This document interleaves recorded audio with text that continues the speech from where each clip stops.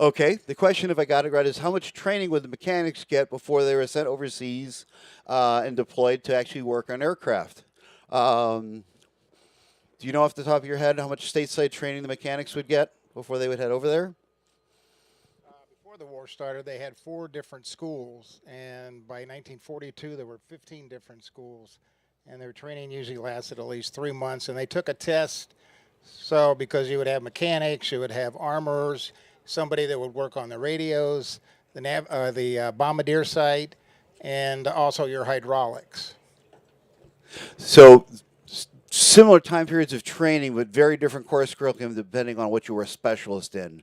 And it was all specialization. Thank you. Great question. Great question, by the way. Someone over here, I thought I saw a hand. Question up here in the crowd. Out in the Peanuts Gallery here? No? Over here? Where? Oh, hi. How you doing? Good.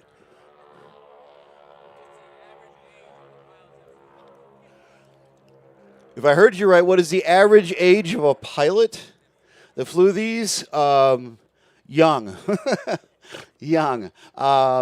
It kind of depended on the war. Obviously, earlier in the war, you had some pilots who'd been in, professional servicemen, had career military guys who were a little bit older. Later on, when the draft was on, our guys were enlisting in the program. You're getting guys either right out of college or after some schooling, right after high school, guys dropping out of college or so. So it wasn't unusual to have pilots that were 19, 20, 21 years old, but you did see older pilots. Again, some of the ones who were, in command, some of the guys who were in service here before the war, they were a bit older. You would see older pilots in the bomber command. You would see in like the 8th Air Force flying the B-17s, B-24s. You had some college graduates. There was a famous pilot, Rosie Rosenthal, who actually had a law degree. And when he enlisted and wanted to fly, they said, "Hey, you got an undergraduate 4 years there, 3 years, 7 years of schooling. Yeah, you'd make a good bomber pilot." Somehow they figured that 3 years of law school made you a good bomber pilot. But it got a bit younger as the years went on, and more guys were in uniform, and we were building more and more birds, both fighters, cargo, bombers, etc. So, all right, great. Got time for maybe one more question? Down here. Oh, we got two in the corner here. How about we go to the young man all the way in the back? And I'm going to get over here so I can hear you.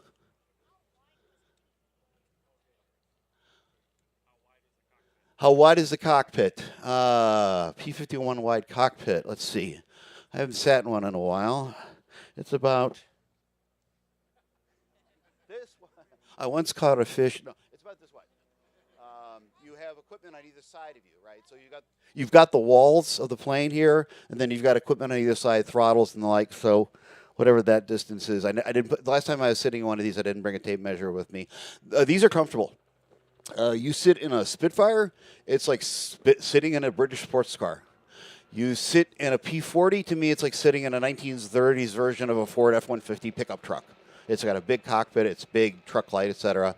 These, as fighters go, because we got to think of the mission, long escort missions, to me, they had a much more comfortable cockpit than some of the other planes at the time period. Okay. All right. Time to wrap. Okay, I'm getting the sign here. Hey, thank you so much. Why don't you give yourselves a hand for being such a great crowd, such a great audience. Fantastic questions, which allows me again to say, hey, commercial, please come see us. And, sorry, how about a hand for our gentleman in uniform here? All right.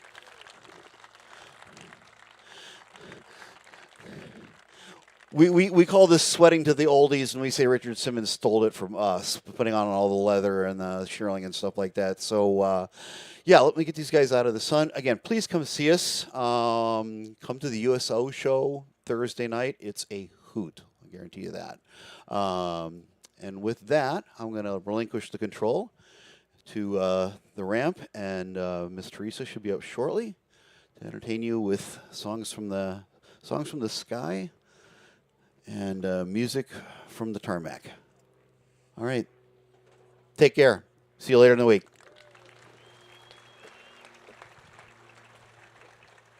Thank you, Chip, and thank you, gentlemen. Folks, again, make sure to go down and visit them at the Reenactors Camp, which is right to your left down the road a ways. You'll see their camp there. They'd be happy to show you all their gear and talk about the stuff they do. They put a lot of work into it. And welcome to the Tuesday afternoon edition of Warbirds in Review. This afternoon we've got a great program ahead of you, and we'll be having Colonel Bud Anderson, Mr. Jack Roush, and others coming out here shortly to talk about these beautiful planes and the experiences they've had flying them. But before we do that, we have with you some entertainment of a lady that's been with us for the past 10 years of Warbirds in Review, singing songs of the era, including a lot of Bud's favorites. Folks, give a warm welcome to Miss Teresa Eamon. Well, hello, everyone. Oh, how I wish you were all here to see me. But you're here to see my favorite person as well. And as Ron mentioned, this set that I'm about to sing for you includes many of the songs that Bud has said over the last 10 years he enjoys, and some others that I kind of just see as my love letter to him. He has been one of my biggest fans, and so I'm going to sing some songs that appeal to him. For the rest of you, I think you'll enjoy these songs as well. And if you've not met me before, hopefully by the end of my program, you'll enjoy my music enough to come back later on in the week. But I want to get things going so I can get as many songs in as I can. Big welcome to those joining online on airtoairtv.com. And this is a great song called All I Do Is Dream of You.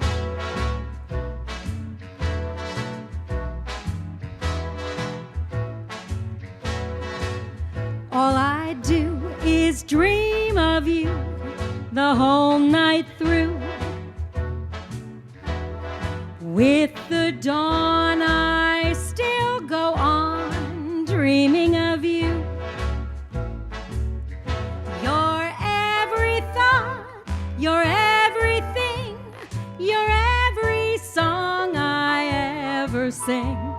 Summer, winter, autumn, and spring. And we're there more than 24 hours a day. They'd be spent in sweet content, dreaming away. When skies are gray, when skies are blue, morning, noon, and nighttime too. All I do the whole day through is dream of you.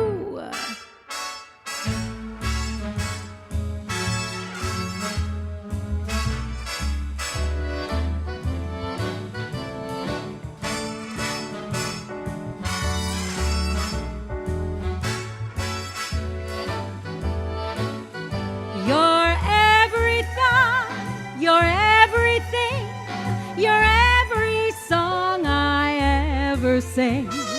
Summer, winter, autumn, and spring. And we're there more than 24 hours in a day. Oh, they'd be spent in sweet content, just dreaming away. When skies are gray, when skies are blue, morning, noon, and nighttime too.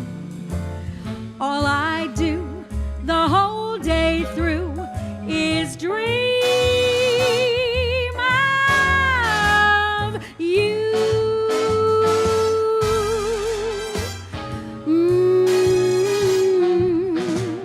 Dream of you.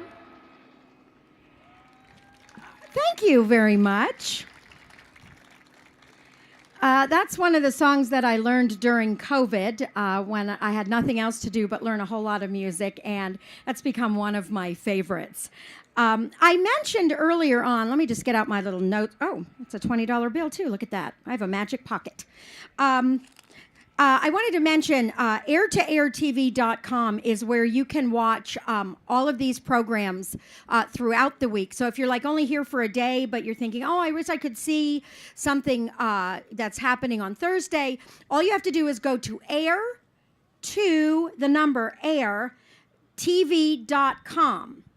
Now I have a secret for you. And the secret is that if you use the coupon code Warbirds22, you can have access to a year's worth of programming. You get a free 1-year membership. Ladies, if your husband has more stuff than he needs, you can give him this gift and he won't know that you didn't spend a dime on it because you get a whole year free. So it's Warbirds22 and you get to get a year's worth there from air-to-air-tv.com. Okay, I've done all that. So let's go back to music from the era of the beautiful planes you see behind me. And this particular song is a Joe Stafford tune, and it was one of the more famous ballads. It's a song called You Belong to Me.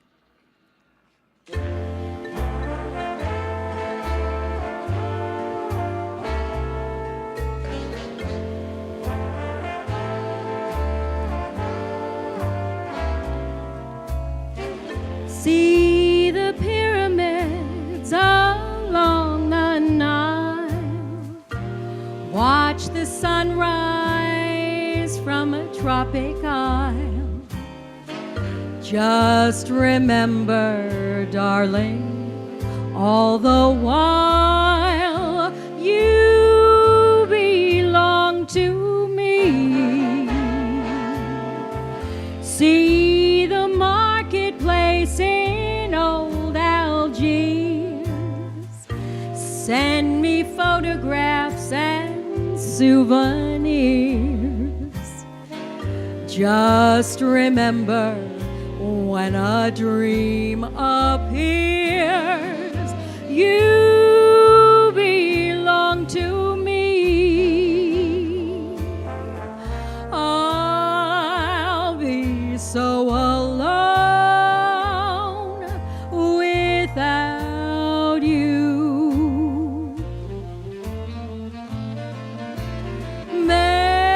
Maybe you'll be lonesome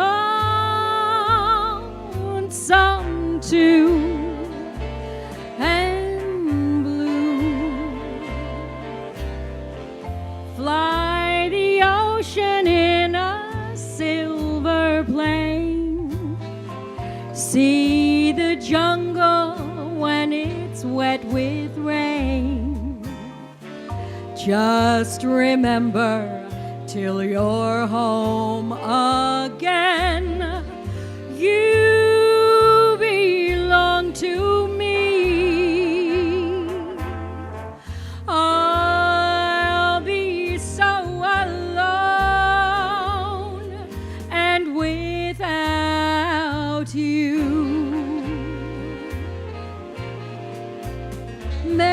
Maybe you'll be lonesome too, and blue. Fly the ocean in a silver plane. See the jungle when it's wet with rain. But remember, darling, till you're home again, that you belong to me.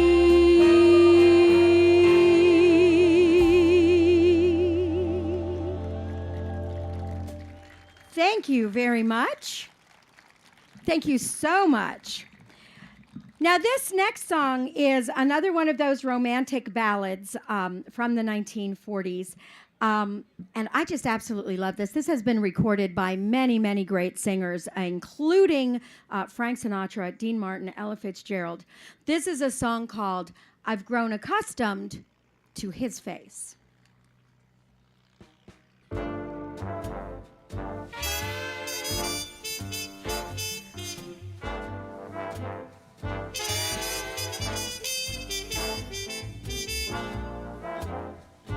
a little swing.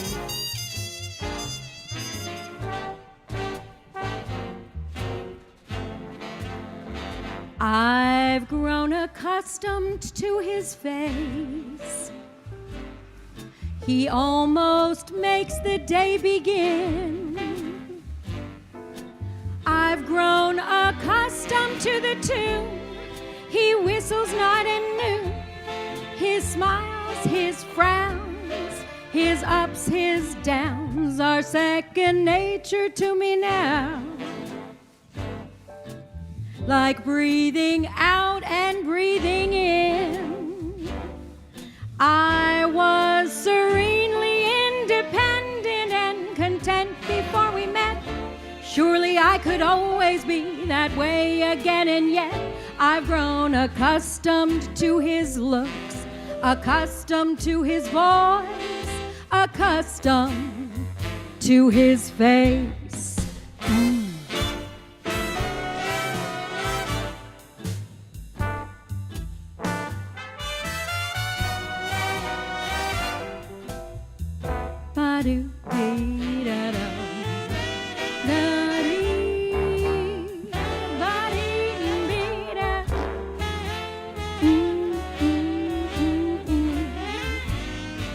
He's second nature to me now, like breathing out and breathing in. I'm very grateful he's a man and so easy to forget. Rather like a habit I can almost break, and yet I've grown accustomed to the trace of something in the air. Oh, accustomed to his face.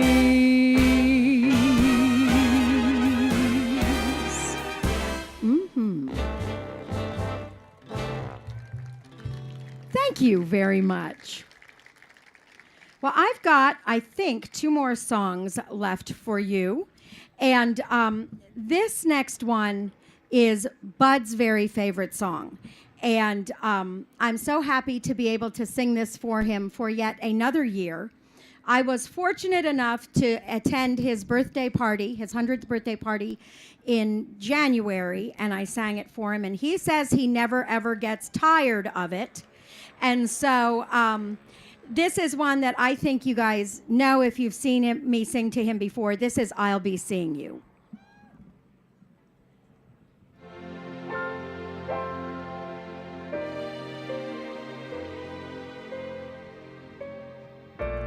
I'll be seeing you in all the old familiar places that this heart of mine embraces all day through. In that small cafe, the park across the way, the children's carousel, the chestnut tree, the wishing well.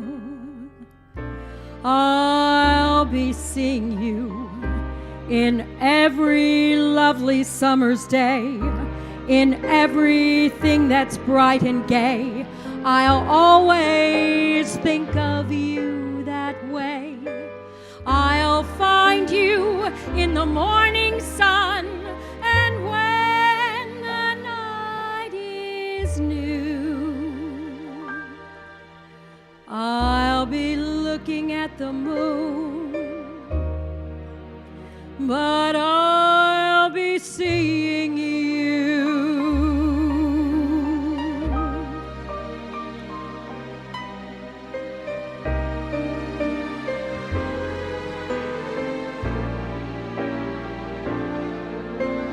In that small cafe, the park across the way, the children's carousel, the chestnut tree,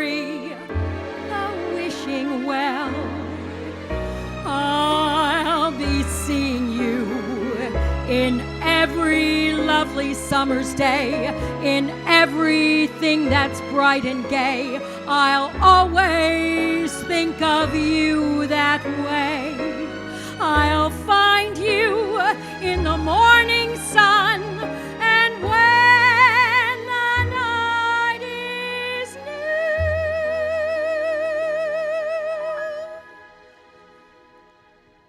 I'll be looking at the moon, but I'll be seeing you.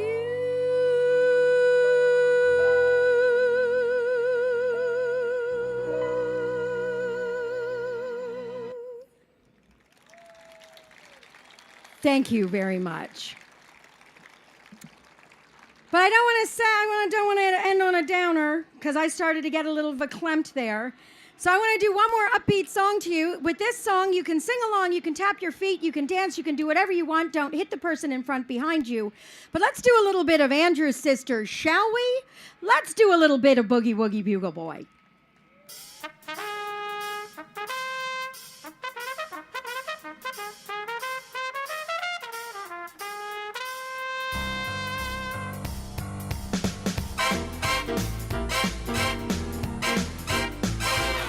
He was a famous trumpet man from out Chicago way. He had a boogie style that no one else could play. He was the top man at his craft. But then his number came up and he was gone with the draft. He's in the army now, he's blowing reveille. He's a boogie woogie bugle boy of Company B. They made him blow a bugle for his Uncle Sam. It really brought him down because he could not jam. The captain seemed to understand. And so the next day the Cap went out and drafted a band. And now the company jumps when he plays reveille. He's the boogie woogie bugle boy of Company B. A root, a toot, a tootly-at and toot, he blows 8 to the bar. In boogie rhythm, he can't blow a note unless the bass and guitar playing with him. And the company jumps when he plays reveille. He's the boogie woogie bugle boy of Company B. Yeah, he was some boogie woogie bugle boy of Company B. And when he plays boogie woogie bugle, he's busy as a busy bee. And when he played, he made the company jump 8 to the bar. He's a boogie woogie bugle boy of Company B. And at a tootly-at a root toot, he blows 8 to the bar. Ooh, in boogie rhythm, he can't blow a note unless the bass and guitar play with him. And the company jumps when he plays reveille. He's the boogie woogie bugle boy of Company B. Yeah.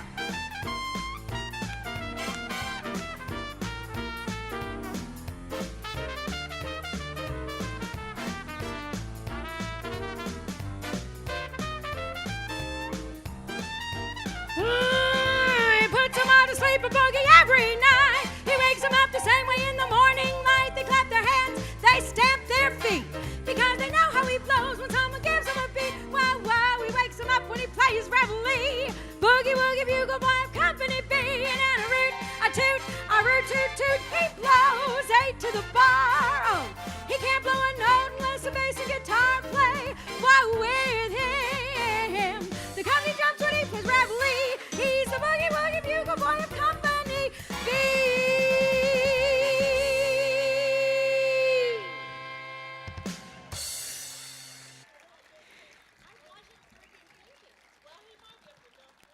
One more?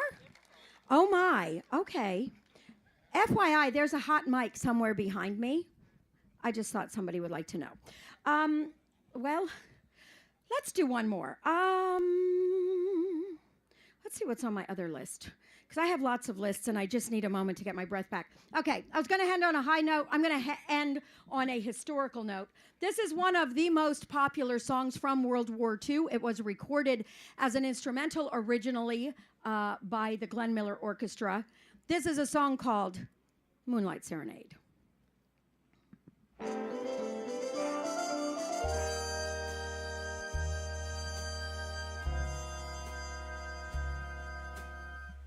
I stand at your gate and I sing you a song in the moonlight.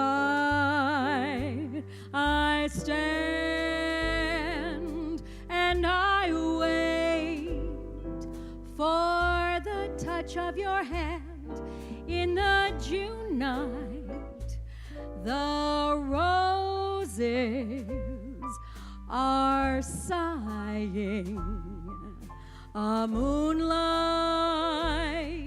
serenade. The stars are aglow, and tonight how their light sets me dreaming. My love, do you know that your eyes are like stars brightly beaming? I bring you and I sing you a moonlight serenade. Let us stray through break of day in love's valley of dreams.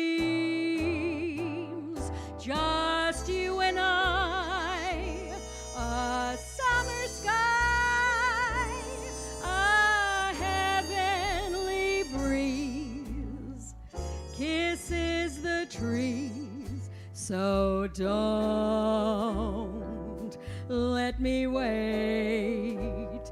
Come to me tenderly in the June night. I stand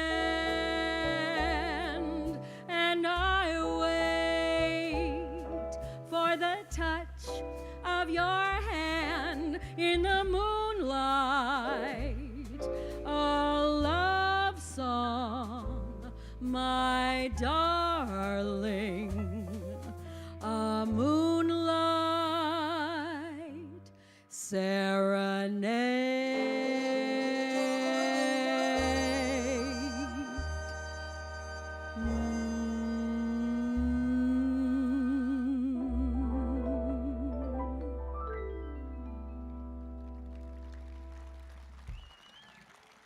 Thank you so very much. Again, my name is Teresa Eamon. I come all the way from North Carolina to sing for you, and hopefully I will see you again. I'm here every day at 9:30 and 12:30 before the main events at 10 and 1. If I don't see you again, I hope you have a wonderful day at Air Venture and safe travels home. Thank you so much. Teresa, thank you very much. Oops, That's all right. I'm really doing well with my.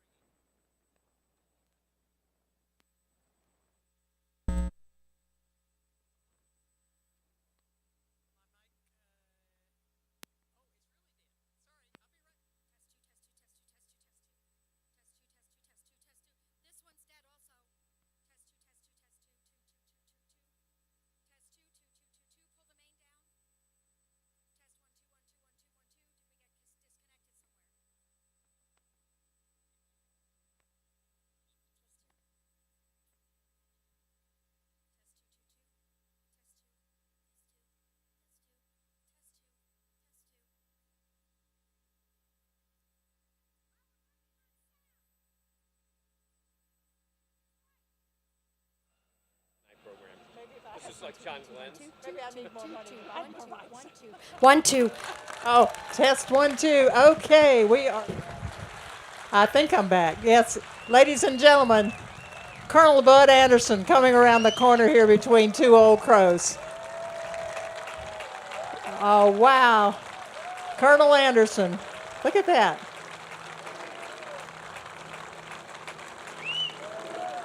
And you know, he's quite the ladies' man, and he's got a beautiful young lady here, Charlie, escorting him. Bud, this seat right here, if you will.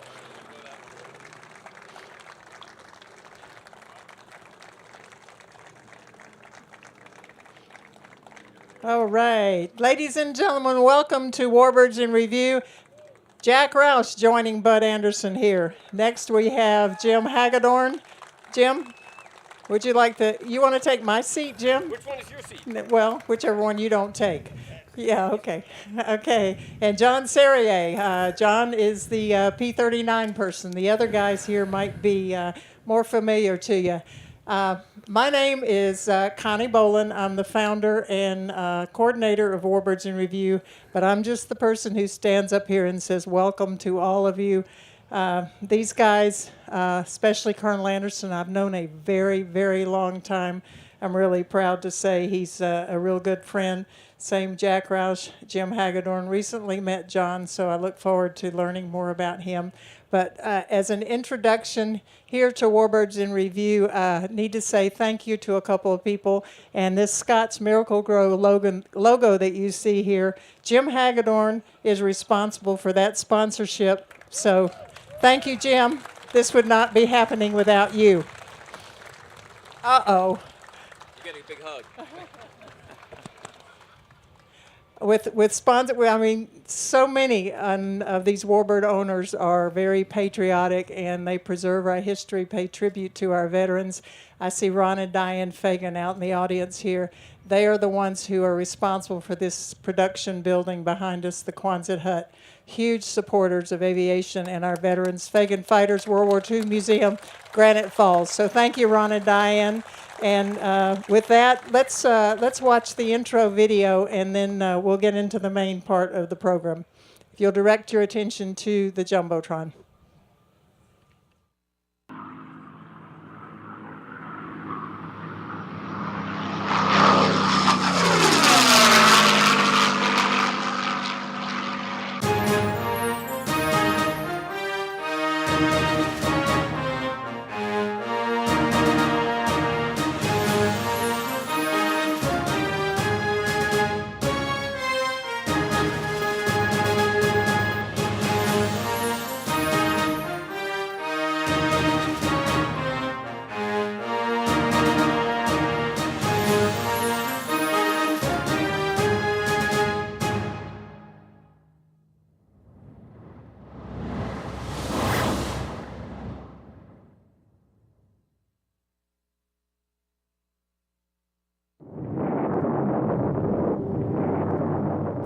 In 1931, Japan invaded Manchuria, and by 1938, controlled most of China. During those same years, Hitler was building his war machine. In 1939, Germany invaded Poland. By 1941, Germany controlled Denmark and Norway, Belgium and Luxembourg, the Netherlands and France, Yugoslavia and Greece, and then invaded Russia. In 1940, the incredible British fought off the Germans in the air, the Battle of Britain.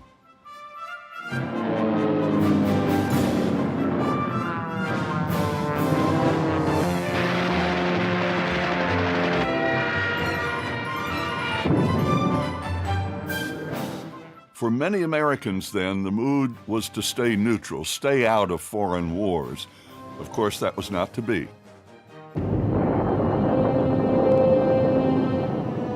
On December 7, 1941, Japan attacked Pearl Harbor. The next day, the United States declared war on Japan, and 3 days later, on Germany and Italy. Over the next 4 years, our country was transformed militarily, economically, and in the most human terms describable. It was the most widespread war in history. It's estimated that at least 75 million people died. By 1944, more than 2.5 million men and women were serving in the Army Air Corps. Over the course of the war, some 40,000 American airmen died. 18,000 went missing. 41,000 were captured. These numbers seem incomprehensible today. We and our allies in combat and at home paid huge personal prices to save the free world from oppression.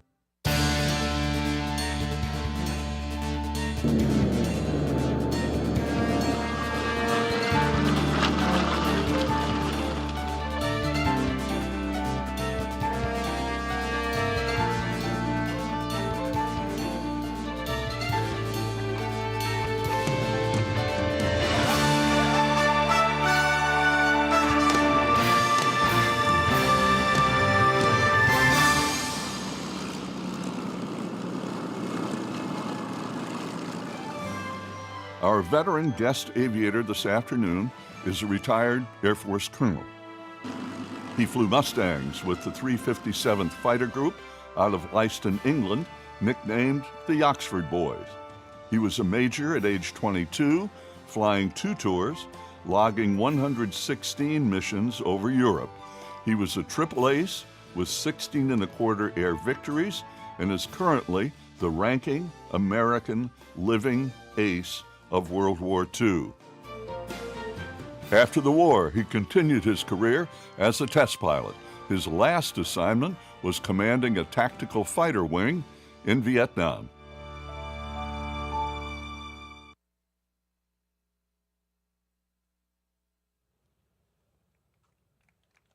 Ladies and gentlemen, Colonel Bud Anderson.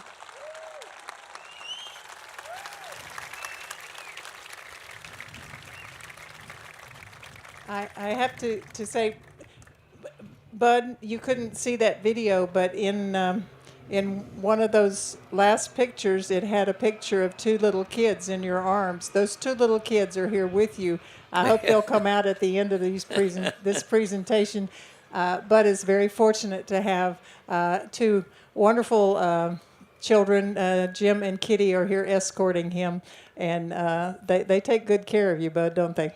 They're my senior children now. Your senior kids now? Well, Bud, let's start out at 100 years old. What's a typical day like for a 100-year-old fella at Oshkosh? How's your day been going today? What'd you do? Well, today, let's see. It got me up real early. About 9 o'clock. Well, but that's real early California time. Yeah. And we got dressed and went out to the airfield. Came out to the airfield right away and watched my airplanes fly, P-51s and this new P-39. P-39. I'm 100 years old, so I'll get 2 or 3 of these while I'm here. Anyway, I came out to the airfield here, and we watched the airplanes land and take off and land and come in, and it was really wonderful to see these Mustangs. And these are the 2 guys that own these Mustangs. Then I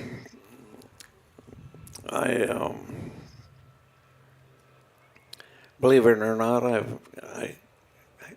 had a flight in a TF P-51, one with the dual controls, and I had a little bit of help out there getting in and out of it. Those of you who haven't seen it, they got 2 or 3 huge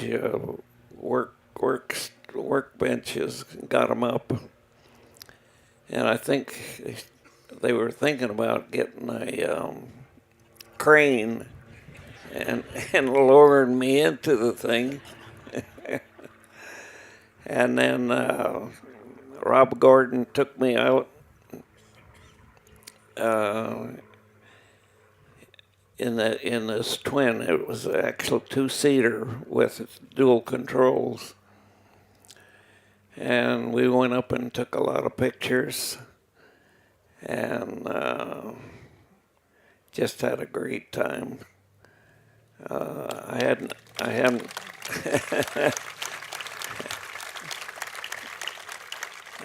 I haven't been in a P-51 since I was about 85, where I actually flew it. Yeah, so if I could interject here, when he says in a P-51, you were still flying a P-51, thanks to Jack Roush, when you were 80? in your late 70s or 80. I think you were still actually flying the airplane. 70s and 80s, yeah. Yeah. Okay. So he's had a great life in that 100 years. So let's move to Jack Roush. You've known Bud for how long? Since 1995. 1994, I got to a point in my life where I could afford to spend some money on something other than my family and my business. And my heart went right to a P-51, and I started looking for a project that I could buy. And I finally found an airplane that was being housed in City Airport in Michigan. And it had a motif on it that wasn't reflective of anybody's brave career in the air. But we fixed that. I asked around. I met a fellow by the name of Mickey Rupp that was racing a P-51 at Reno, and he knew Ed and Connie Bolin, and introduced me to them early on. The community of Warbird owners and operators was very protective of the airplanes and the people that flew them. And I think in my case, they were afraid that I'd do something silly with the airplane and embarrass the community. So they kept me between the fences, kept me on the straight and narrow.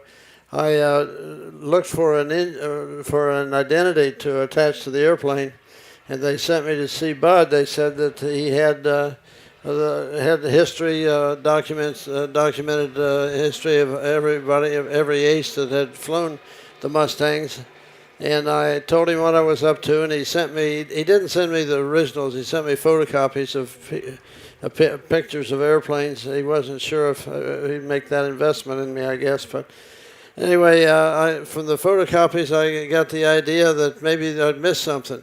And I went back and asked if an airplane had been painted up like Bud's, and it turned out that there had been one in Europe. But Mickey Rupp had one here, but he'd taken the paint job someplace else for his racer. And I talked to Mickey, and he agreed that he'd like for me to reassociate Bud's career with his military service with an airplane that I was building. And I got a call immediately once I let it be known that's what I was going to do. I heard from Ed Bolin and from Chuck Yeager. Called me right away. He says he was glad to have me, glad that I made the decision to paint an airplane like Andy's. He said, with the 50th anniversary of the sound barrier that I broke, and with the 50th anniversary of the Air Force, that 50th or 25th, maybe it was 25th anniversaries, that there'd be lots of opportunities to fly the airplanes and to attract attention to the patriotic young Americans that what had been done to preserve our freedoms. And so I painted an airplane, painted the Old Crow D model to the duplicate of what had been known about the airplane in the service, and took it to Myrtle Beach for the first reunion in I think 93, maybe in 94 when it was in Myrtle Beach. And I've been fast friends with Bud. He's been patient with me, and he's taught me a lot. I've enjoyed his friendship and certainly celebrate his patriotism. Well, and thank you, Jack, for all that you've done. So let's fast forward just a little bit. But at this, yes, thank you, Jack.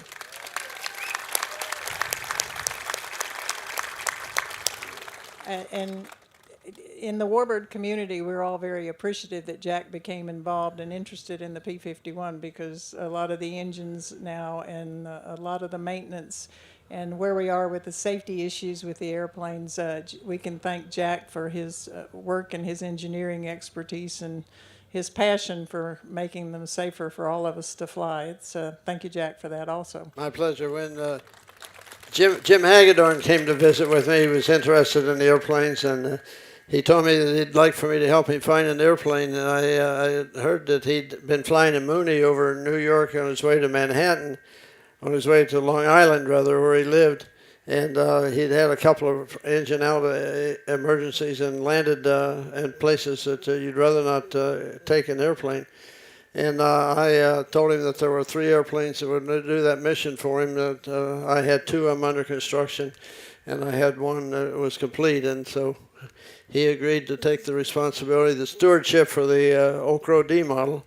And I resented a little bit that I'd taken the identity that put it on a B model. He called it the Faux Crow, rather than. But anyway, he's been a great friend, and he's been protected the airplane as well as I had, and we're in good shape with Jim.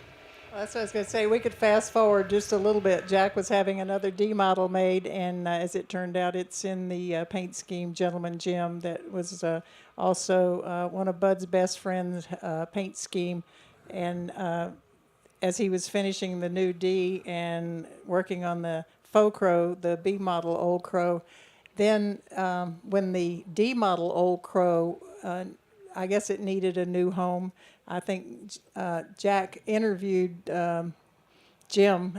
I guess you can say that. And Jim, would you relate your version of what did Jack make you go through to do that? Yeah, you're hot. Jack is a total liar. So we were looking to sponsor a NASCAR vehicle. Truck. Was it a truck we started It with? was Or I a truck. think we were like Cup White You back in can those early choose days. which one of them you believe. Anyhow, so we're going up there. People say, Roush's got a couple of Mustangs. Would you like to go flying with him? Sure. So I never met the dude before. And he says, you want to go flying? And I said, sure. And we jump in the back of, I think it was at the time, the Gentleman Jim plane was a Glamorous Glennis plane. And so we hop in the back, and I've never met this guy before. Okay, I don't know. It's weird when people give rides and get rides, but I've never met this dude before. We take off, and next thing you know, we're like at red line, below the tree line, and Jack is just scaring the crap out of me. I had a choice. He was a potential sponsor for my race team, and I could have treated him like I was worried about hurting him, or I could go out and set my hair on fire and catch his on fire too. So, well, listen, my hair caught fire, and so Jack, I was interested in getting an airplane, and he said, I'll sell you the Glamorous Glennis airplane. So I got my heart all set on it. Then he called up and said, I can't sell you the Glamorous Glennis airplane. I can sell you the Gentleman Jim airplane, which was the luckiest day of my life, because I think that that airplane, that D model over there, is a fabulous, reliable, sweet flying, like you have no idea. But anyway, so Jack agrees to sell it to me, but I don't have like military heavy tailwheel time. This guy was a check pilot for F-16s. I had F-16 hours, active Air Force, and that was great, 7 years. But so Jack says, well, I'll come to your office, and when he shows up, he's going to interview me. This is not a joke. It's, am I good enough? And I get the idea. Am I good enough to basically steward this piece of military history? I mean, now think about it. It's totally right. But here's the weird thing. He makes me sign a contract that I will never change the name of the airplane from Bud's name.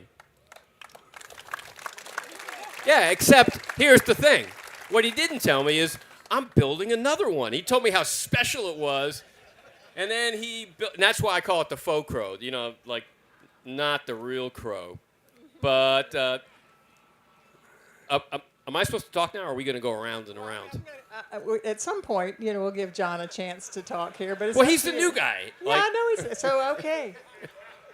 Go, new guy. Yeah, okay. So new guy. Okay, tell us how. Okay, this was a true paint scheme that is exactly like Bud's airplane that he had early on, the P-39 they had in training. But anyway, John, tell us a little bit about this airplane. Yeah, I came across. First of all, what an honor and privilege to be up here, Connie, and to be with these gentlemen. I've been coming to Oshkosh with my brother for I don't know over 20 years, but of course getting to have the opportunity to see Warbirds in review and thank you. And to see Bud Anderson, to be up here today in front of this with Colonel Anderson, 100 years old, what an honor and privilege, something I'll never forget. We've had this P-39. This is actually a Q model. It was built in May of 1943, and we've had this airplane in the Central Texas Commemorative Air Force since in 62 is when it came to us. So it's one of our original airplanes in the CAF. And then John Stokes, who was our founder in 1974 of the Central Texas wing, ended up having it restored. And we've been the caretakers of this P-39 since then. And over the years, it's had many different paint schemes, and including one of the early paint schemes was a Russian Lend-Lease paint scheme. And then one of our members, about 2.5 years ago, I believe it was, Vern came up and let us know that, hey, there was an Old Crow P-39. And I don't know about the rest of y'all. I had no idea. I always thought about the B model and D model P-51s being Old Crows, but had no idea that Colonel Anderson cut his teeth in fighters with the P-39 and actually personalized the original Old Crow was a P-39. That's okay, Bud. That leads us into, okay, you had the P-39. I believe you weren't in Oroville. You were in Casper. Where did you fly the P-39 first, and then how did it come to be an Old Crow? Well, when I got out of flying school, I wanted to be a fighter pilot. Not sure where that came from, but I guess it was watching the Battle of Britain newsreels, something like that. And so we needed pilots everywhere. So if you could convince your instructor that you'd be a good fighter pilot, your chances were very good of being able to do that. So my first duty assignment was in the San Francisco Bay Area. I went to Hamilton Field with duty at the Oakland Municipal Airport.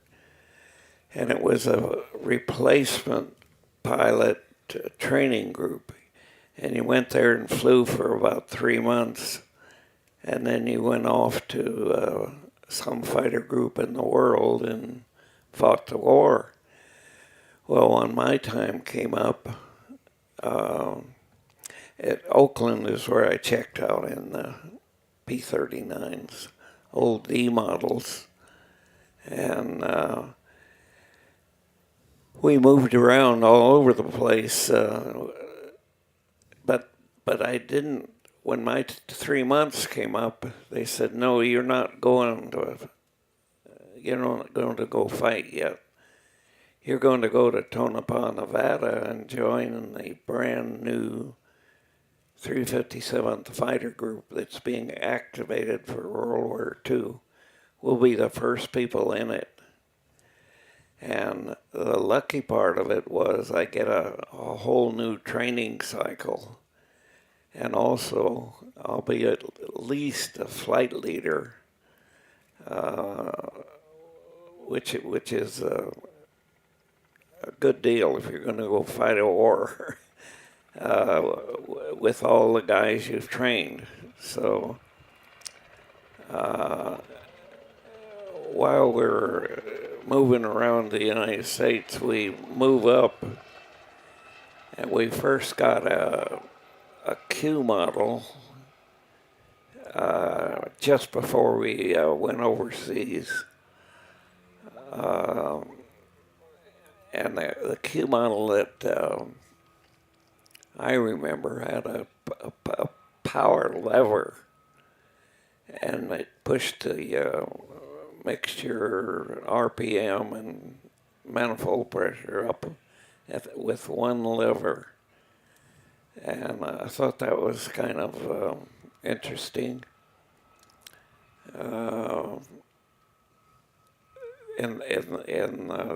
This is a Q model, Yes, sir. right, John? Yes, sir. Yeah.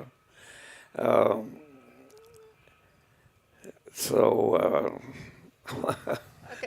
Well, tell me, but okay, it ended up with the Old Crow paint scheme. Well, what happened to the Old Crow airplane? What happened to that P-39? Well, we had it at. We finally moved to Casper, Wyoming, just before we went overseas, and I had a brand new P-39Q was all mine, and I'm not sure where the first place we painted the Old Crow on it, but a lot of people want to know, why'd you name it the Old Crow? Well, I wanted to have something to do with flying, and I wanted to have something to do with drinking, because that's what we did. But I tell my Baptist friends, it's named after the most intelligent bird in the sky, the crow, and the crow is a very canny bird, and so that part of it's true. But my drinking buddies all know it's named after that Kentucky Straight Bourbon whiskey.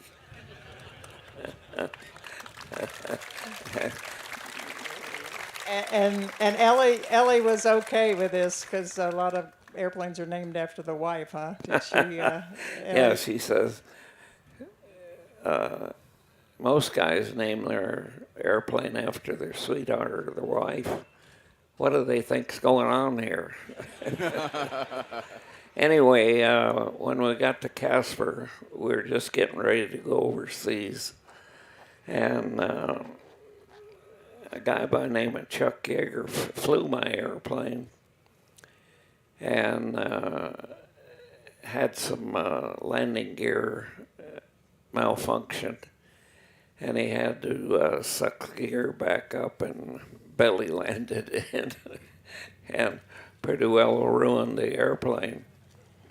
A couple of days later, he bailed out of another one and got two of them in a week's time.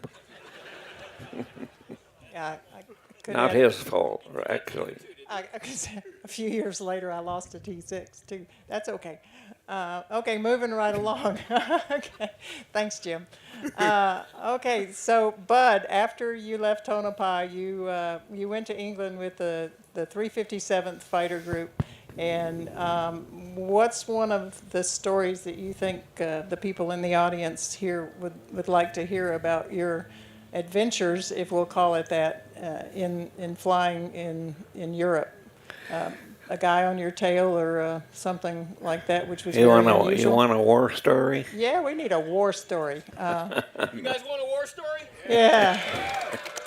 And that doesn't mean it has to be true, but just the way you remember it. Just the way you remember it, we'll be fine. Well, I got several I could tell. I'm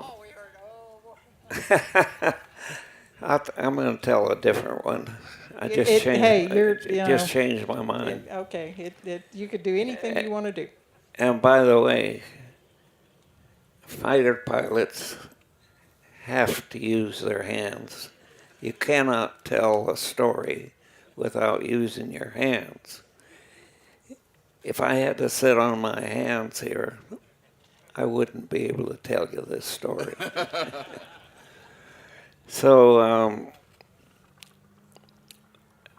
this will also tell people what a quarter of a kill is, how I got a quarter of a kill. But this was a long-range flight. We were going to go all the way back to Poland. That's the thing about the P-51. it had such good range and good endurance.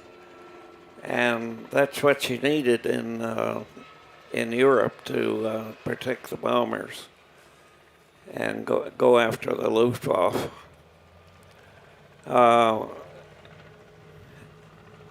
Actually, when you fill the thing full of fuel to go to your maximum range, it made the airplane a little unstable.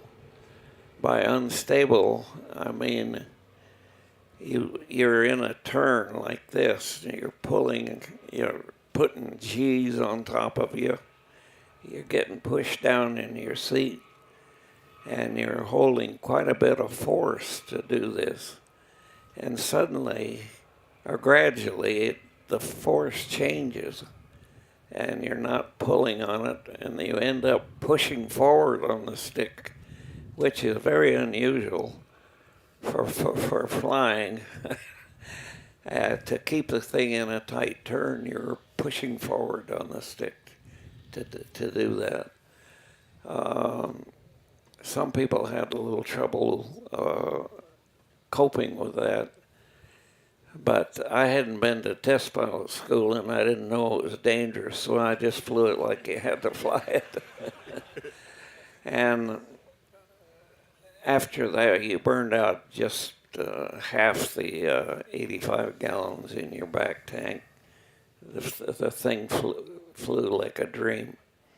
Anyway, we're way deep into Germany, and we hear on the radio that they're being attacked at the front of our column that we're protecting. So we shove the throttle up and head on up. I'm the number one guy in a 4-ship flight. So we get up there and you can see them. There was the ME-109. Here's the bomber stream coming like this. And here come the 4 ME-109s flying on line abreast. They come straight through the bombers, shoot down 2 of them, roll over, go down, and start to go out front like they're going to come make another pass. Well, we caught up with them about that time, cut them off the pass, and I singled out and had this one guy. And we're dogfighting. Here's the bombers are coming along just like this. And we're out here circling like this. The bombers are moving forward, but we're not. We're just moving. We're staying in the same general position. And pretty soon I can see the B-17 windshields and, the distinct parts of the airplane. And I said, oh boy, I hope this guy doesn't want to go through those bombers. And I hope he breaks off first and dives away. But that's going to put him at a disadvantage because I'll then get on his tail. So sure enough, he breaks out, goes down, dives, and I just follow him. He got quite a head start, though, and we're going down to about 5,000 feet, and so he stretches it out, turns around, and I'm coming down like this. He's turning, and I think, oh my God, if I don't get a shot off here, he's going to be able to get a shot off at me head on, and head on passes are no fun. And so I said, okay, Jesus, quickly I get a good sight picture on him. I'd been through 3 gunnery schools, and I shot quail as a kid. And I got off a burst and then just went by him. And I noticed that my wingman afterwards is following me, and when he went by him, he says, "Bud, you hit that guy on the front of the airplane. The cowling came off, the propeller came off, and you hit him all over the front of the airplane, including the cockpit." And he turns like this, and pulls up and rolls over, and bails out. Okay, I got this guy. So while we were dogfighting, that we had 2 more guys there. The rest of my flight took care of. I noticed this one thing about being a fighter pilot. It's called situational awareness. You got to know what's going on, not just you and the one enemy. And so you got to know what's going around in the whole area. Well, while I was in this dogfight, I noticed a shadow on the ground, and I could see the direction he was going. This was midday, clear as a bell, and over green forest. And it had a big meadow in it, huge big meadow in the middle of it. So we polished these guys off, and I said, "Hey, anybody see a shadow down here?" No. Okay, get in here, get in line abreast, and we're going to go this way, west. And the last direction I noticed the shadow was going. So we're flying along about 5,000 feet. And I see the shadow again up ahead of me, way up ahead, and I still can't see the airplane. If it had been a hazy day, I would have not seen him at all. But when I see him there, okay, we get over here and we head up toward him. We pull up alongside it, and I look down here, and here's an old Battle of Britain Heinkel 111 bomber. And it's obsolete now, and it's probably being used as a transport. So I pull up there and I say, "Oh boy, how about this?" Like shooting a fish in a barrel. And then I thought a little bit. I said, my guys in my flight don't get to shoot very often when they're flying with me. And so I said, "God darn, this is a good chance to get everybody in action." And so I said, "Okay, whatever our flight number was, get into practice gunnery formation." And you never saw 3 guys get into left echelon so fast they damn near ran into each other. Because they knew that meant, oh, we're going to get to shoot. And when you're doing this practice, here's your target being towed here. And you go into echelon left, you roll in and make a left-hand pursuit curve at the target, slide out here, go up on the other side. And then number 2 does the same thing. When you've made 4 passes, then you come back and do it in the right-hand side. So I go in first, and we got an engine smoking. Pretty soon we had one burning and one smoking. and it had a gunner in the back, and we silenced him. And I was making my second pass, and I'd watched the number 4 guy, and he was a new head. And I know he knew better, but he emptied he shot all of his ammunition in one pass.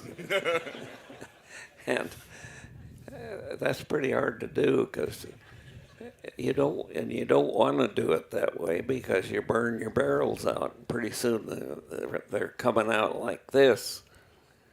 And I knew he was just being over eager, and so I scored him with one hit on his last pass. We only had about 30 seconds worth of firepower, and so he wanted to use it in 5 seconds or somewhere in that neighborhood, and that might be a little long. And so you have ammo, and you don't want to come home empty. That's a long way home, 2.5 hours. So and I said I would have missed him if it had been a hazy day. I wonder if I haven't got my stories mixed up. No, I think the point is the poor guy was a sitting duck, and you all got to practice. Yeah, I'd like to say that shows leadership on your part, that you're thinking of your men, and that's I think that's a nice point we can all take away. You've been a good leader your whole life.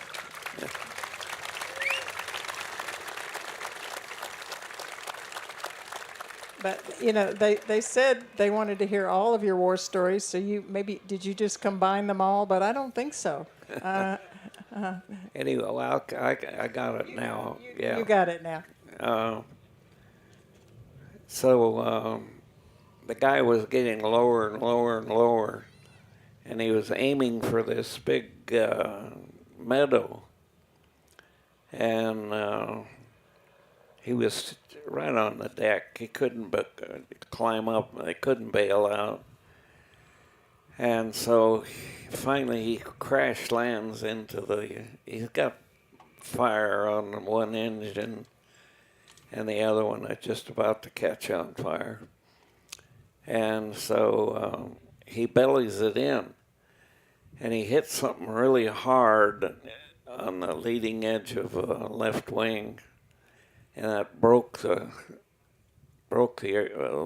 outer wing panel off, and they skidded to get down together and hit another rock and kind of ended up about like this. And this one guy, 2 guys got out of it, and the one guy gets out, and he's looking up there, and we're going, yeah, around there like angry bees. And the other guy starts running across this meadow. There is no place to hide, believe me. And I said, you dumbass. I'm going to give you a thrill.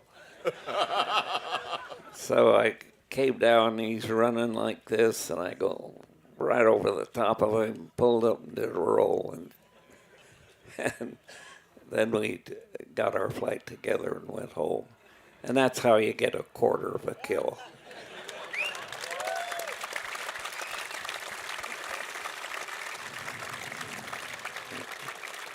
You know, if you happen to, you know, there are some connections that are made after the war where, you know, you have a German who relates a story with an American. Would you like to hear that guy's side of the story? It's like, yeah, this P-51 came over me. And speaking of the German side, it's going to be a real treat tomorrow. We have 2 ME-109s and that will be here in Warbirds in Review tomorrow. Bud became really good friends with Gunther Rahl, who flew the 109 in Germany. So we have Dr. Kurt Bratz will be with us tomorrow to talk about Gunther's role in the war and what it was like to fight in the 109. Bud, you have something? Yeah. He had 275. 275 victories. And he says, everywhere I go, people say, how come the Germans got so many victories? And he says, it's pretty simple. He said, when the Spanish had their civil war down there in Spain, he says, we went down there and started flying combat. This was in the late 30s and late 30s. And then when we came back, we overran these small countries, the Netherlands. We could destroy their whole air force in a day or two. And like Poland and Finland. And he said whenever we took off, we were in a target-rich environment. And he spent a lot of his time on the Russian front. And in the early days, he said before they got some good airplanes, flying in Russia was like target shooting. And so he says then we end up fighting over our own country and more targets than we can possibly cover, with a raid of 1,000 B-17s and 800-900 fighters. Then so he finishes it. He can speak real good English, but he used his exaggerated German accent, and he said, the German pilots had a choice. You either got a Iron Cross or a wooden cross. And that was pretty much true. They flew until they were killed. Yeah, they put in a lot of flight time, and they flew over their own country, as Bud said. But we'll cover this tomorrow, I'm sure. But Gunther was shot down 8 times, but I guess he'd walk home or whatever and get in another airplane and go again. Yeah. But a wonderful gentleman fighting for his country, like all of our people were. Warrior. That's what we were. Jack, speaking of warriors, do you have a war story about flying with Bud, or would you like to talk to us about your airplanes a little bit and the differences in the B and the D and the armament or the horsepower? Go for it. The D and the B were within 50 horsepower or so, as long as they had the Rolls-Royce Merlin engine.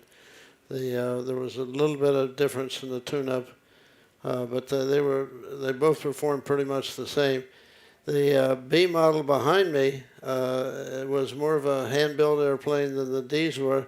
They built less than 4,000 Bs and Cs. The Bs and Cs are the same airplane. The Cs were built in Dallas, Texas, and the Bs were built in Englewood, California, but they were built to the same specs. But they spent time on those, making sure that all the rivet heads were flush, and they really rubbed on the B model because they were anxious to really showcase the Merlin engine and to demonstrate to the Luftwaffe that they couldn't compete with what we were putting out there. The B model is about 15 knots faster than the D model, and that doesn't mean it too much in a dogfight. It gets you someplace faster, but I'm sure Bud would have not noticed the difference in top speed.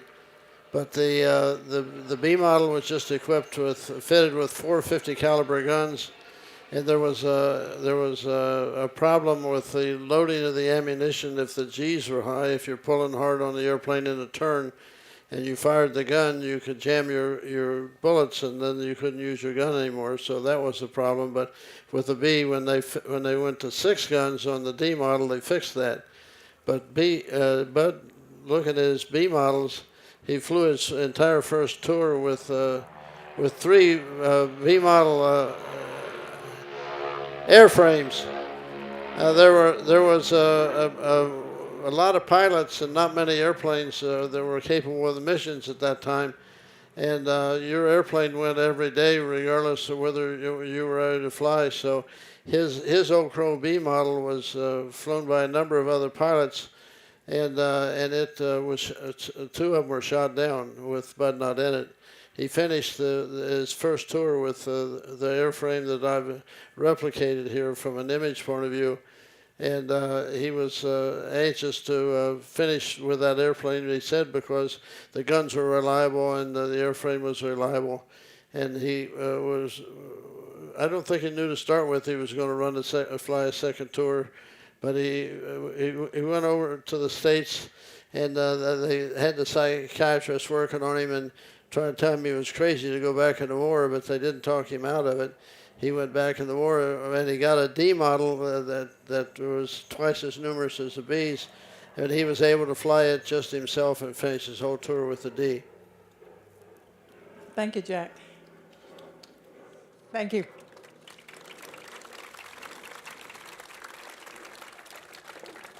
I'd like to go to Jim now. Do you have a favorite Bud Anderson story to relate, or an airplane? Have you ever scared yourself in the Old Crow? No, I retract that. I was cheating in some dogfighting we were doing, and I didn't know I'd burned the motor, but no, we'd the Jack would be able to take, I think it's the number 1 in 6 pistons or cylinders. There's a propensity in a couple of the pistons to burn. It tends to run a little bit leaner all the way in the front of the motor.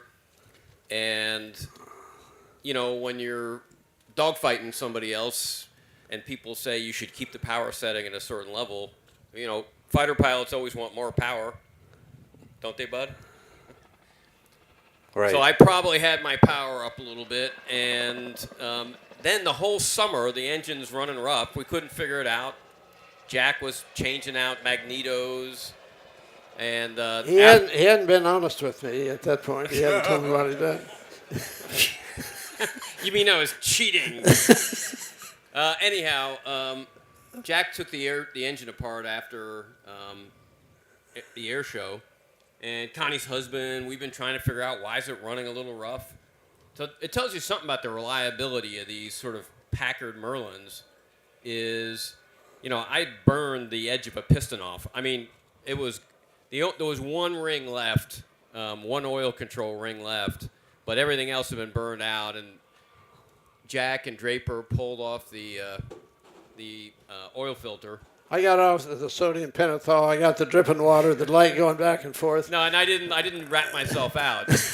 But it was when they cut the oil filter open and it looked like silver or sort of talcum powder. That was when I have that piston on my desk now. He made a rookie mistake in not keeping his RPM ahead of his manifold pressure. And guess who also did that one time earlier? Look, I know everybody's hot out here. I'm going to talk about something a little different, which is kind of what we do here every day and like what our day today was. So, we brief at like 5:30 in the morning. Ray Fowler over there is our leader. And what's important here is I used to be the young guy here. And I'm going to be 67 in a couple weeks. And so what you can see is there's a new, younger group of, men and some women flying Warbirds here. And so, if you ever want to, see what happens here for the fighter guys, we brief at 5:30 in the morning, right over here. And I think we got 3 flights in, including flying with Bud. which was, I mean, no, you think about it. It's a boondoggle because when I say boondoggle, it's a boondoggle because we had 2 photo missions to do with Bud. So we had a B-25 photo ship. We had a Baron or something, some Beechcraft thing, but slow. And I think we had like 7 fighters up against it, and we had to get pictures with Bud. And it's a lot of work to sort of put the whole thing together. We had a few minutes to go play and chase each other around on the other side of the lake. But by 10 a.m., we were done. Had a kind of near emergency because the plane which would have been screwed up, I don't know if people saw the plane, it just stopped running right on the ramp here because it started streaming fuel pretty much up where we were doing the photo mission on the way home. And we didn't declare an emergency, but we immediately headed back. And then the airplane just stopped running on the ramp. So, this is one of those things where, Jack talked about the group of people, including Bud and Connie's late husband, Ed, and Connie, and a bunch of people who welcomed the new owners of these Warbirds. And you can't say too much about Lee Louderback's operation down at Stallion in Kissimmee, where I think a lot of people go to get their initial checkout in the P-51. But the best flying that happens, I think, probably in the world, happens this week in Oshkosh, Wisconsin. And it's as close to, we're flying 4 ships or more every single flight. We're doing at least 3 flights a day. I think these guys went up and flew a kind of Make-A-Wish flight yesterday down south of here. Got back barely at 8. They had to convince the controller, because the airport closed at 8, that no, your watch is wrong. We're good. But this place is designed for kind of seeing all kinds of stuff. And for the pilots that are here, there's just nothing better. And this group of people, and you're the new guy, but there's a whole new generation of people, and we need to sort of start getting them up, I think, to talk. But it's a real privilege to fly and to do it with Jack and Bud and Connie and her late husband and her new husband, Ed, another Ed, and flying with the P-39. Just really great fun. And Oshkosh is ridiculous. It's so awesome. So, it's a privilege to be here with you all.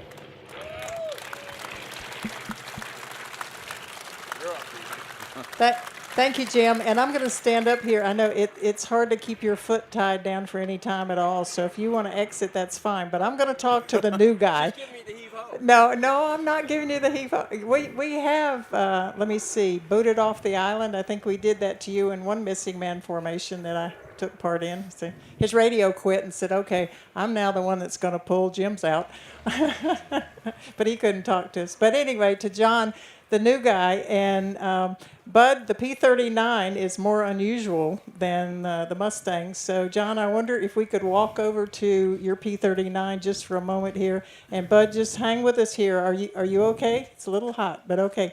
So, first of all, John, tell us about this thing that's sticking out. I mean, that's a 37 millimeter cannon. So this is kind of the predecessor for the A-10 back in the day. So up here in the front, where you would have normally the engine, is where they house the 37 millimeter cannon. Had about 30 rounds, Bud, about 30, and then 2 50 cal machine guns, Browning machine guns that would shoot through. And so Bell Aircraft, this is very unique in many ways, but Bell Aircraft figured out that in order to have the cannon, which was extremely heavy, especially the rounds and the ammunition up front, they were able to have the cannon fire straight through the prop here.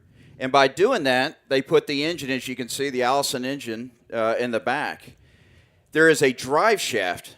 I think it's like close to 11-foot long drive shaft that comes underneath the pilot legs, and then it goes into the reduction gear, which then drives the propeller. But then you also have the prop governor. It's actually round and circular to allow that cannon to go through the propeller. So very unique, very innovative design during that time. Smile to the camera. Yeah, while you do bet. this, will Smiling you? here. Okay. And it has the Aero Products prop, which is a little different than the ham standards we have over here. Right? It is different, and there's some people that question it. And I do want to say something about the P-39. Back in the day, being unique like it is, there was questions about that drive shaft coming loose, probably like your 39 Ford. You probably wondered if it was going to come loose and beat the plane apart. And also, too, there was stories about having the engine behind the pilot, and possibly in an accident having that engine crush the pilot. That was also another big concern. And then having the nose wheel, instead of having a tail wheel, you guys were training in T6s and other tail wheel type aircraft, and then here your first fighter has this nose wheel hanging out in the front. So a lot of things that were different to it, but it also then caused some, I'm going to say, some misconceptions, some concerns. I know you, Colonel Anderson, you even had a drinking song, I believe, that you guys used to sing about the P-39. Oh, yeah. Yeah. Feel free to chime in, bud.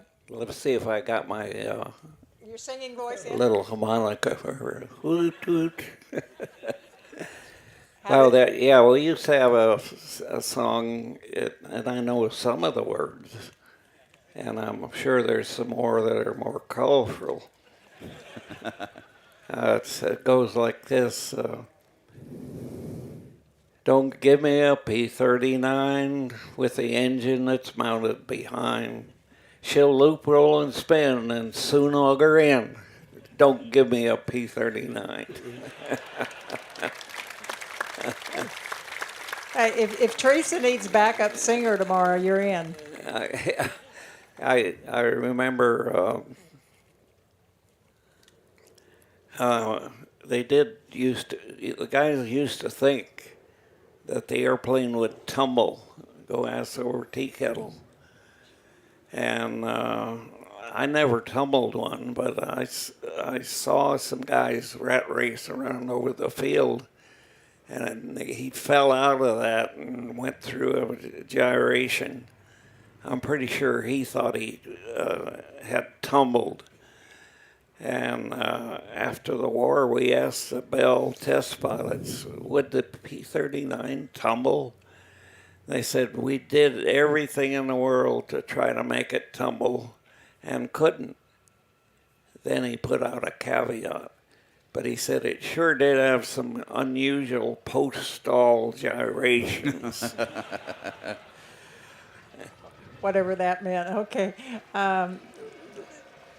Jack, Bud, any comments on the P-51s you'd like to share? I think we've covered the P-51s quite often before, so we are running a little long. But anything else you want to tell us about the P-39 or your project? Well, one of the things I would say, and this is an interview, I had the privilege of interviewing Colonel Anderson in early March, and when we had a chance to. You were in California. We did a video conference. I was actually in our hangar in San Marcos. We have a beautiful World War II hangar where we keep our Central Texas airplanes. And the conversation we were talking about was about, you mentioned about the training that you got, and you also just mentioned it earlier in the P-39 and how that gunnery school. I believe you went to 2 or 3 gunnery schools in a P-39 before you went over to Europe. And how you felt like that was a big training advantage before you got in your Mustang. Yeah.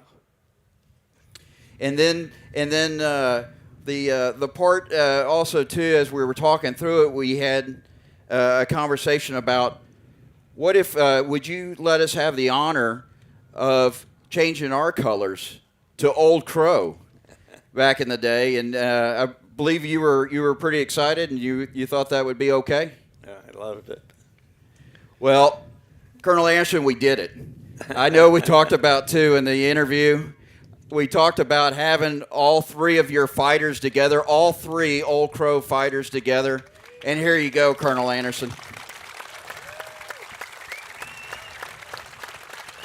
You know, I would say World War II pilots would just, if you had one airplane painted like the one you had in World War II, that would be great. But for me, I've had 1, 2, 3, 4, 5. You lost count. Is what One in Norway. Yeah. Yeah. And I don't know. Just been so lucky, and I'm so proud of these guys that would do this kind of a thing. And Colonel Anderson, this is exactly the mission of the Commemorative Air Force, to educate, to inspire, and to honor. And this mission did exactly that. And so we're real, what a privilege it to be to have your P-39 back with you and reunite you to your original Old Crow. Thank you. And thank you guys for doing this. It's a beautiful airplane. When are we going to see these pictures? The pictures from this morning, I don't know. The production crew, Scott Guyot and the Sleeping Dogs, are really, really good. So I'll see how quickly they can put them up. Maybe they can run a reel of the pictures later on on the Jumbotron. I think that'd be great because there are some great pictures, just what I have seen. We can open it up to a couple of questions here. We are running really long, and Colonel Anderson will be over in the Warbird merchandise building here to. His books are already autographed. If you have not read To Fly and Fight, you really need to do that. It is my opinion. I am biased, obviously, but it's the best World War II book out there. Colonel Anderson will go from here over there, but if we have a couple of questions, I think we'll just run long and take them if you've got a question to anyone here on the panel. This might be for, I guess, Jim, but how many of the P-51s in the world are here at Oshkosh? I don't know. There's no parking spaces left over in the Warbirds area, so I think people were pretty worried this year that there would, because of the price of fuel, that you'd see fewer people, but there was a great turnout this year. Yeah, I think I would bet you probably got about a quarter of the world's flyable Mustangs here. That makes sense to you? Yes. So yeah, I'd say about 25, which is really cool. Colonel Anderson, what is the top speed on that P-39, please? I don't know. Ask John. It was it was the first to go 400 miles an hour, so 395 is what they were able to do. 400. That's miles per hour. Like this. 400. Well, Bill made the specifications. They did it in 1939, so you got to give them that credit. Let me ask, how would the P-39 have performed in combat, do you think, Bud? How well do you think it would have done if you had to fly that in Europe? It would not have been worth a darn because it has a one-stage supercharger, and it kind of craps out at 15,000 feet, whereas our Mustang had a two-stage, two-speed thing, and had another blower cut in about where the P-39 gave up. So it's a matter of power. But the Russians used it very wisely. They were happy. About 10,000 of them were built, and half of them went to Russia for the Lend-Lease program. Is that why Gunther Rahl's kill ratio was on the Russian front? Could have been, but the P-39 has the highest individual kill record of any Allied fighter. Cool. Yep. The Russians did very well with it. And at low altitude, yes, sir, low altitude, below 5,000 feet, it was very effective. Okay, we have another question here. Colonel Anderson, with your gunnery practice and all the gunnery schools that you went to, flying the P-39, did they teach you about techniques on once you shot all that ammunition out of the 37 millimeter cannon up front, did that change your CG a lot and make the airplane fly differently? I don't remember it having a real big impact on the flying qualities. Uh, and let's see, I went to gunnery school in a T6 here in the United States that tried to mock the Royal Air Force School. And of course, we had gunnery in our regular primary training. And then as you gotten into the fighters, gunnery was a big part of it. Then when I got over to England, the group commander says, "Hey, Bud, we just getting the P-51s. We'd send a guy up to the port, find a crew chief, start it up, and bring it back and check out the next guy." We didn't even have handbooks for the airplane. Anyway, he says, "You go to the we're going to send you to the Royal Air Force Central Gunnery Instructor School that had Spitfires. And but you take a P-51 and fly the course with the P-51." And so that gave me, I got 35 hours in the Mustang before I got into combat. In the Mustang. Hey, Bud, what percent of people do you think had a good natural eye for shooting? You know, because I think you had a big reputation as a kind of a big, high-angle shot guy. Yeah, what percent of people do you think actually were good shots? Well, some of them are pretty lucky, but if you know about gunnery, you can figure it out. The weirdest one I ever got was down low, and I didn't realize it, but they say a Messerschmitt can give a Mustang a hard time down low.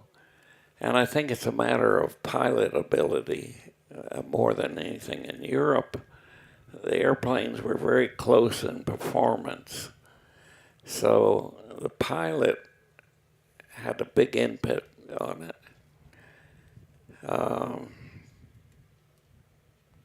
What was your question? Oh, angle off. My best angle off. When you shoot somebody, you really want to get right here, is what we call 6 o'clock. Right dead behind the airplane, close into 300 yards and fire. If the guy's turning in a 30-degree cone, you can do pretty good. But when you get out there 30 plus, it's kind of questionable, and even a 90-degree shot. Now, one time I got into a dogfight. It was kind of early in the game. I think it was my first kill, as a matter of fact. I got into a turning dogfight down low, and he's coming at me like that, and I'm coming at him like that, and it's just ridiculous trying to get a shot. So I thought, God darn it, if I can't get a shot here, next time I come around, I'm going to pull through him very smoothly. And when you're in this turn, you're pulling so much G and cutting him off that you can't see him. He's underneath the nose. And that's where you have to shoot, out in front of him. So I said, I'm going to pull smoothly through the center of his airplane and get my nose up enough where I think it'll be a good lead for a hit.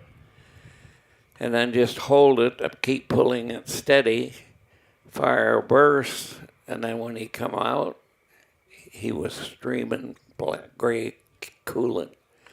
I'd hit him in a vital spot. But that was an awful lucky shot. It was so lucky that I'm cheering. Hey, I finally got my first guy, you know. And then I felt, God, there's somebody's right on my wing. And I looked out there, and here was John England Air Force Base.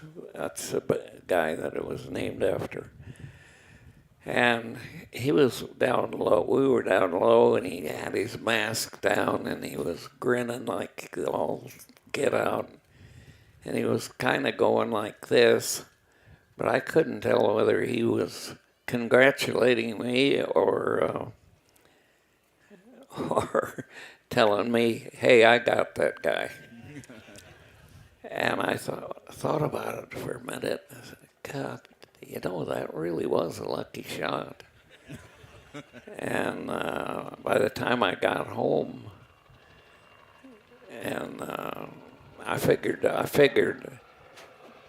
John England was a pretty good guy. I thought, I don't think he'd shoot that thing out from under me. That'd be a very sportsmanlike thing to do, right? But on the other hand, there is a war going on.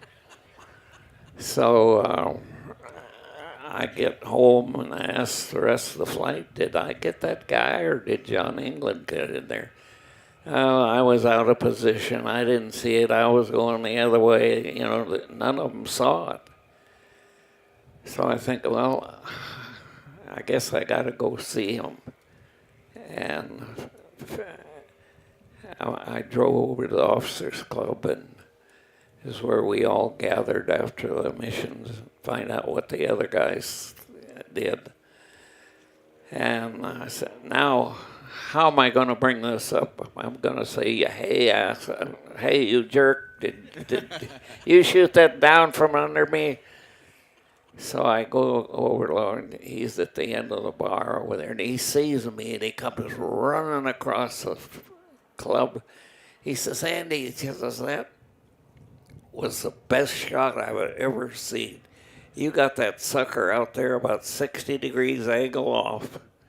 And I went like this. Oh, Johnny, you know, lucky shot. Lucky shot. And I rushed to the phone and claimed my first kill. Thank you, Jim, for leading him into that story. That's one of our favorites. And ladies and gentlemen, again, it's really hot out here, and Kyle says we have one more question. So we go with Kyle. Yes, sir. Yeah, I was wondering if Colonel Anderson could maybe give his thoughts and opinions on the cannon on the P-39 and whether or not he ever wished he had it on the P-51. What did he say? Did you want a 30-millimeter cannon on the Mustang? Would that have helped? I don't know. I actually like the 20 millimeter better than the 57. And that's what the Russians ended up doing. It had other guns, and you would never fire them all at once because the cannon had a trajectory like this. Poof, go like that. And the machine guns would go straighter, and about a 20 millimeter would have been closer to a 50 caliber, and so it would have. I forget how many seconds of fire we have. That's the other problem. The big guns carry big ammo and big containers, and they take up a lot of room. That's why they went to that nose configuration. And Colonel Anderson, on the side of the airplane, on the right-hand side, in front of the door, it says Pilot Lieutenant Anderson, and it also says Crew Chief Sergeant Hino. Wasn't that your crew chief that not only was here in the States, that followed you over to the 357th? I did. I had the same crew chief all through the war. And where's Connie? I'm right here. Can I tell my crew chief story now? Are you guys okay? Yeah. No, okay. Yes, sir. Okay. If you're good, we're good. The crew chiefs of the world are are my favorites. During the war, our crew chiefs were at home, so to speak, were back in England. They weren't doing the dying and they weren't doing the fighting, so they wanted to do their part. And I found Otto when we were first flying P-39s. And you know how the gun sight and the windshield, they sit very close, and they got a crack in there that lets dirt and dust and all that stuff, and it's right in the center of your vision. Well, he came to me one time and he says, "What could I do to this airplane to make it better for you?" And I talked to him about the gun sight. And I knew it would be, you know, you have to take the gun sight out, clean it, put it back together, put it up there. Then you got to recalibrate the gun, send it to the range and fire it in. Work intensive. So I came out in the morning to fly, and I get in there, and that windshield and gun sight are crystal clear. Just absolutely beautiful, you could see. I said, Otto, how'd you do that? He said, "Oh, I found a turkey feather and I cleaned it out." But he was like that. He was innovative.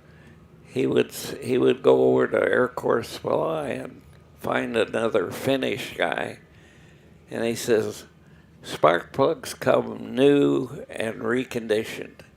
He said, "You save all the brand new parts for my airplane." And he changed the plugs on every mission. But the one that really got me was in the fall. We had a huge, all of Northern Europe was white. Had a heck of a storm over there. And it was just the beginning of the winter. And we weren't paying too much attention about the paint schemes. We were having natural aluminum like this one, and we still have dark green ones. And I noticed flying over the snow, 2 of the airplanes were green and 2 were silver. Oh, which one do you think stood out against the snow? Obviously, it was the green. So I came back from this mission and I says, "Hey, I still got all winter to go over there." And I told him about looking at those airplanes. And then I thought, I put it on the thing. I might save my butt if we could repaint it into the natural aluminum paint scheme. And I didn't think much about it, went back in. I was the operations officer. I said, "Do that when it's laid up for heavy maintenance." And I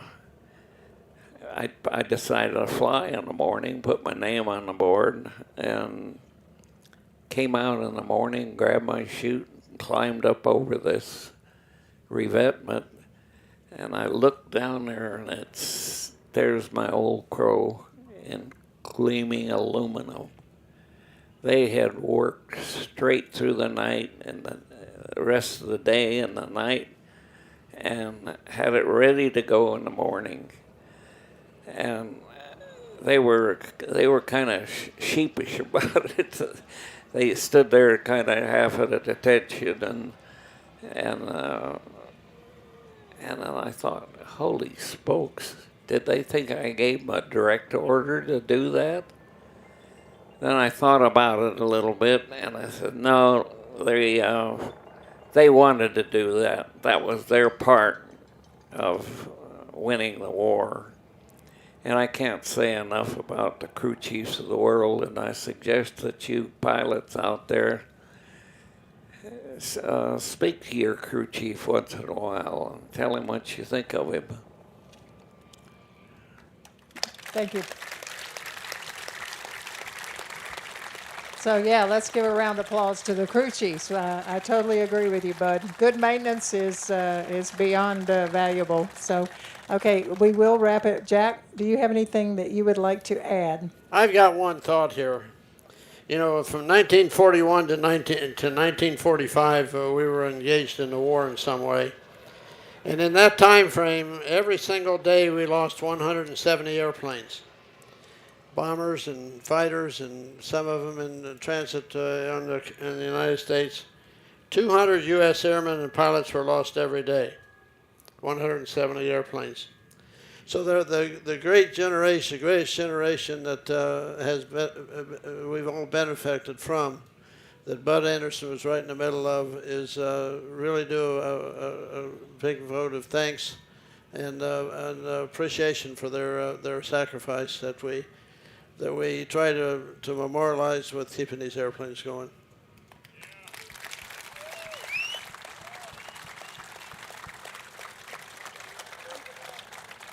Thank you, Jack. And I will add that a few years ago we came up with this history, heritage, and heroes.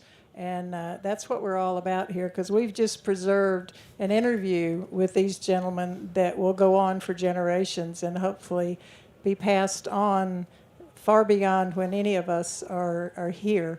And that's very important, that we preserve our history, and I'm very proud to have all these guys who are my friends who have preserved the airplanes and allowed us to present you here. So, Jim Anderson, Jim Hagedorn. Jim Anderson is inside. I'd like for Jim Anderson and Kitty to come out and just possibly wave at you. But Jim Hagedorn, thank you again for all of your support. Jack Roush, thank you very much. John and the Central Texas wing of the P-39. I know there are a lot of other people involved in that restoration and that airplane, so we thank you for being here. And here are Jim and Kitty, Bud's caretakers, I think Bud said. So, Bud, thank you. Thank you for being our friend, and thank you for all you've done.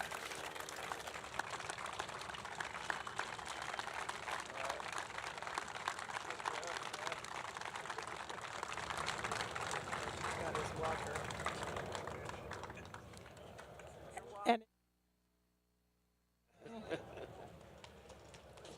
can we get my mic?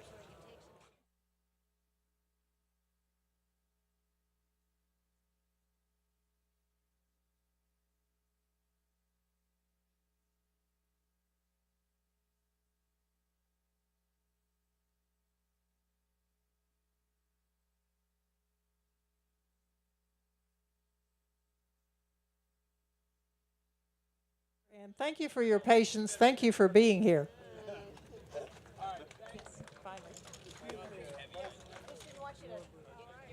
We were made for grass, made to feel the joy of each and every blade, between our toes, across our backs, to run over its hills, marvel at its beauty, and find comfort in its stillness. We were made for grass. It's where we battled and celebrated, built monuments, grew families, forged memories, and pushed ourselves farther than ever before. We were made for grass, to care for, nurture, and cultivate. We've always made sure to have a patch of our own, because there's no greater feeling than being on the grass, except leaving it.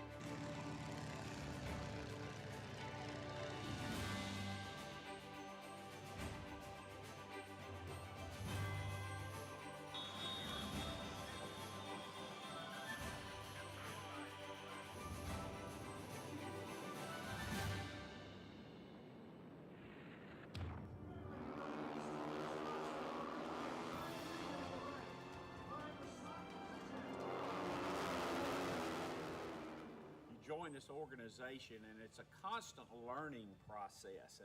And that's another thing that I love about it, because a good pilot is always learning, always.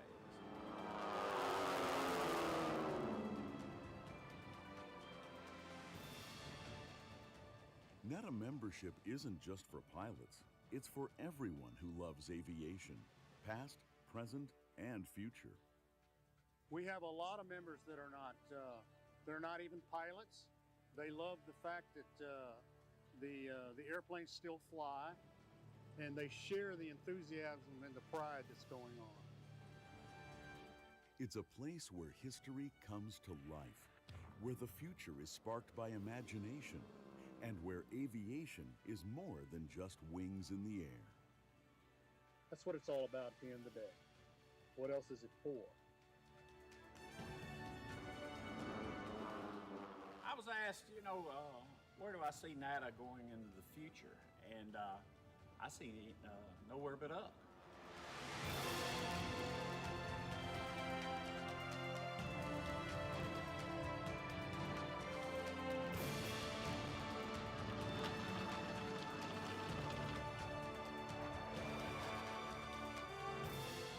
Be a part of it. Join NATA today.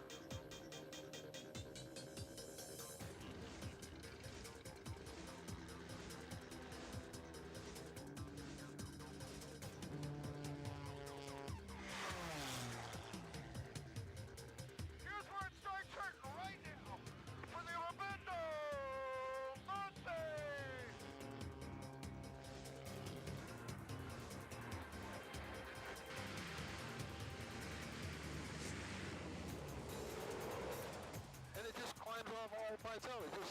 It does it itself. Okay? Yeah, you're right there with me, though.